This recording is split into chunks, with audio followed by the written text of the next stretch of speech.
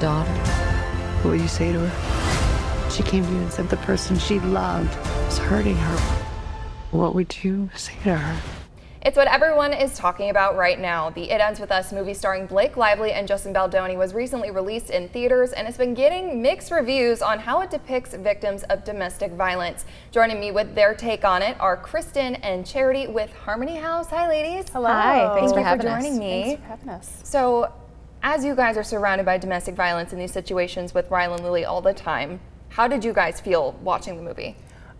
So the movie definitely highlighted big incidents of domestic violence. We didn't see a lot of the smaller moments that can lead up to those escalated incidents.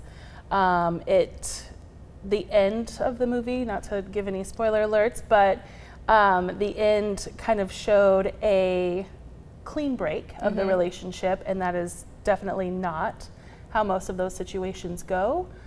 So there were some things that were depicted in more of a Hollywood glamorized type way that doesn't portray the day-to-day or the realistic experience of a domestic violence victim.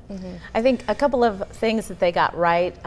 Often people think of this as an issue with folks in poverty, and putting it with upper middle class folks in that setting shows that this really can happen to anyone, and growing up with it and how that complicates things. So I think they did an okay job of showing why this is such a complex issue. Do you think it was marketed wrong?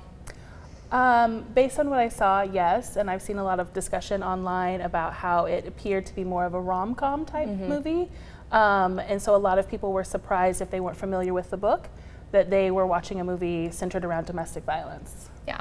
Yeah, that was definitely something that people were talking about online. Justin Baldoni, who also directed the film, had said his hope was that if there was a Lily in the audience, that she would find the courage to leave her situation. Has this impacted Harmony House? Have you seen more women come forward? I don't know that we've necessarily seen more folks come forward, but the great thing about a movie is that it has started a conversation in the community, and I think it's starting conversations that wouldn't normally happen, or people are talking about it more often than they normally would be. Do you feel that way as well? Yes, I think it's people are really thinking about this already in the community. It's on their radar. I think it's given survivors an opportunity to kind of share their experience compared to the film, and give a more authentic idea for folks of what really is going on.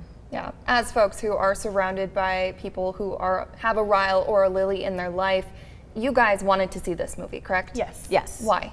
Anytime that there's any TV show, movie, documentary, anything surrounded about domestic violence, we always approach it out of curiosity, because we want to see how things are being depicted, because we know that chances are it may not be an accurate reflection of what victims are experiencing. So it gives us the opportunity to then go out into the community and have conversations. So that is the catalyst for the conversation, and then we can come in and discuss more of the realities and the different dynamics and things that maybe weren't portrayed. And even though it's a glamorized Hollywood depiction of domestic violence, when these types of stories are told, I think it's important to support the fact that they're telling this story. And as we said before, there's some things they got right, but I think it's good to support and hopefully encourage them to give these types of stories more play. There was a way that they changed some of the creative in the movie from the book. Was when the domestic violence scenes were happening, Lily depicted that as an accident. And do you find women oftentimes lie to themselves? Yes. Yes. And some of that also comes from the abusive partner minimizing what has happened, their own actions.